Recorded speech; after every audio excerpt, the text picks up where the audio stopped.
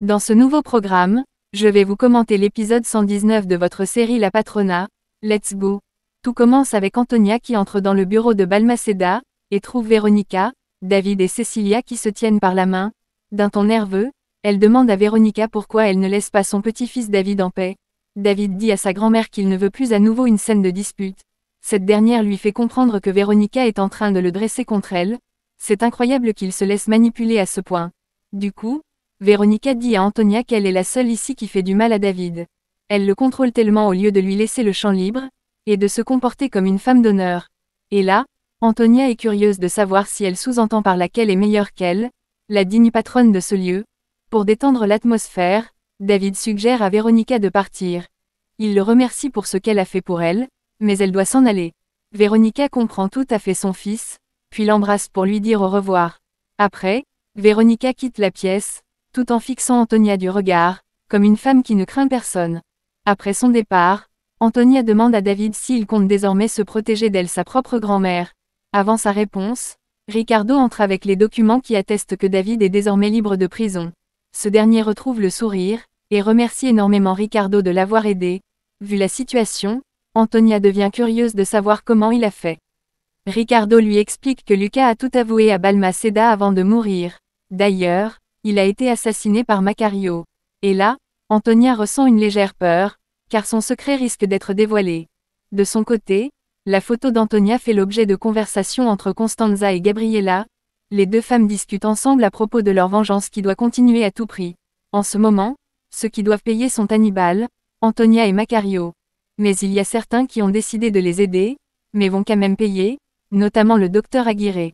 Ensuite, Gabriela dit que ces gens ont été cruels avec elle. Mais, il y en a parmi eux qui méritent d'être pardonnés, car ils ont décidé de se racheter après leur erreur. Elle parle de Ricardo, Irène et Alejandro. Concernant Alejandro, il est la vraie victime de cette guerre qui l'oppose à sa mère. Et donc, elle a décidé de l'épargner. Pendant que Francisca dort, elle fait un rêve étrange, où elle aperçoit des gens en train de mettre des explosifs dans la mine. Puis cette dernière explose. Ce rêve est étrange et suscite beaucoup de peur. Elle se réveille et crie le nom de Gaston. Lorsque ce dernier arrive, Francisca lui dit de ne pas s'approcher de la mine, ni lui, ni personne. Et là, Gaston devient curieux de savoir pourquoi elle prend ses précautions. Quelques jours plus tard, le procès d'Hannibal se poursuit, notamment avec la déclaration de Ricardo qui fait savoir au juge qu'il a amené un nouveau témoin. Par contre, l'avocat d'Antonia conteste cela. Ce n'était pas prévu. Mais le juge rejette sa demande, afin de savoir ce que ce témoin a à dire. Et donc, Ricardo appelle le fameux témoin qui est Ramiro Chacón. Ce dernier est amené dans une chaise roulante. Et là, Antonia et Hannibal se demandent ce qu'il fait là, car ils croyaient que Chacón était mort. Mais sa présence est un bon signe pour Gabriela. Vu la gravité des choses, Antonia demande à son avocat de tout faire pour disqualifier Chacón, car sa déclaration peut les détruire. Et donc, ce dernier demande la permission au juge de ne pas prendre en compte ce témoin, car il n'était pas mentionné dans la liste. Mais Ricardo dit au juge qu'ils n'ont pas exposé l'identité de ce témoin pour plusieurs raisons, notamment, il a souffert de torture, à cause des gens qui voulaient qu'il disparaisse. Raison pour laquelle, il a choisi de ne pas tout dire de lui, afin qu'il soit protégé. Puis, Ricardo appelle le commissaire Balmaceda pour témoigner, afin de soutenir son argument.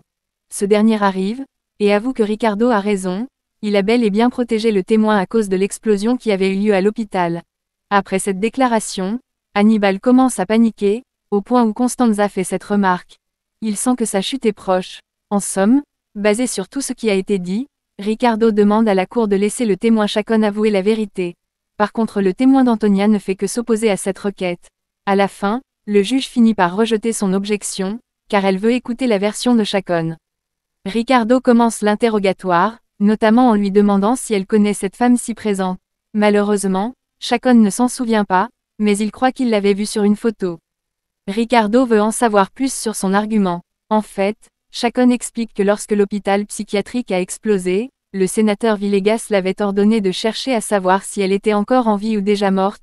Puis, Ricardo lui demande pourquoi Hannibal voulait des informations sur Constanza. Chacón répond directement qu'il voulait qu'elle meure pendant cette explosion. L'atmosphère devient tendue. Hannibal sent que c'est la fin pour lui. Chacón continue son témoignage en avouant d'autres crimes dont Hannibal est responsable. En plus de ces crimes, il était un pervers qui couchait avec des prostituées. Quelle mauvaise réputation. Et là, Les personnes présentes rejettent la honte qu'eut Hannibal, qui était considéré comme un sénateur respecté. Et cette situation est confortable pour Veronica. Par contre Antonia est dans une mauvaise passe. L'avocat d'Antonia fait de son mieux pour faire taire ce témoin. Par contre Chacon lui dit de ne pas perdre son temps, car il est décidé de tout avouer, et il n'a plus rien à perdre désormais.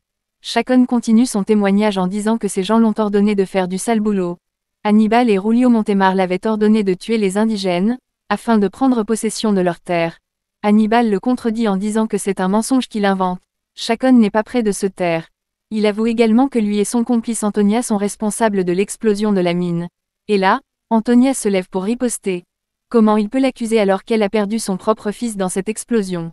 De son côté, Francisca accuse Antonia d'avoir tué son tigre dans cette explosion. De son côté, Alejandro est contrarié d'entendre tout le monde insulter sa mère. À la fin, il finit par quitter la salle.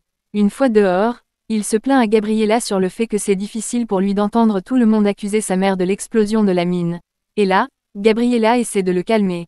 Mais ce dernier lui dit d'arrêter de se soucier de lui. Gabriela lui fait comprendre que ce n'est pas de la compassion, mais plutôt l'amour. Ce dernier lui demande de quel amour elle parle. Tout ce qui se passe ce n'est que le fruit de sa vengeance. Il donnerait tout pour ne pas faire partir de cette vie, afin de ne pas ressentir cette peine qui le ronge en ce moment. Gabriela ne peut s'empêcher de se sentir mal pour lui. De retour à la maison, Antonia demande à Ponzia où se trouve David, car elle doit dîner avec son petit-fils. Cette dernière lui répond avec arrogance que David profite du bon temps aux côtés de sa bien-aimée Cecilia. Antonia est curieuse de savoir pourquoi elle lui répond ainsi. Elle est sa patronne, et elle lui doit du respect. Ponzia lui répond qu'elle n'est nulle autre qu'une meurtrière. Antonia sourit et lui dit de se regarder dans un miroir avant de parler. Elle oublie qu'elle a tué son mari. Et donc, elle est pareille qu'Antonia. Et là, Ponzia précise qu'elle a tué son mari dans le but de se défendre des violences conjugales. Par contre, Antonia a tué son mari à cause de son ambition et sa fortune. Antonia lui dit d'arrêter son délire, sinon elle est capable de lui porter plainte. Pour se défendre, Ponzia lui dit qu'elle n'a aucune preuve pour l'incriminer. Du coup, Antonia pense à ce fameux jour où elle a été le complice de Landron. Elle l'avait couvert en le laissant entrer dans sa maison. Ponzia lui répond que c'est vrai, et alors? Et là, Antonia s'énerve et donne une gifle à Ponzia. Cette dernière prend son courage à deux mains et gifle Antonia.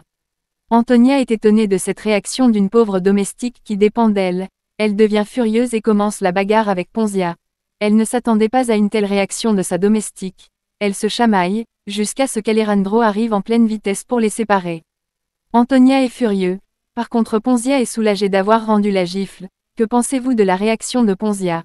Dites-le en commentaire. De son côté, Gabriela est heureuse que son fils soit en liberté et tout près d'elle. Elle lui comble de baisers et de câlins. Elle se sent la mère la plus heureuse au monde. Elle profite de chaque seconde aux côtés de son fils. David est aussi très heureux d'être dans les bras de sa mère. Les deux sont tellement heureux au point où ils vont aller jusqu'à faire une bataille de coussins. Cette partie est très marrante. La femme la plus sérieuse de la zone se retrouve en train de jouer avec son fils. En même temps, ça renforce le lien entre mère et fils. Puis tout d'un coup, Gabriela ressent une légère douleur au ventre. Son fils commence à s'inquiéter. Mais il ignore que cela est peut-être dû à sa grossesse. Et c'est la fin de ce programme.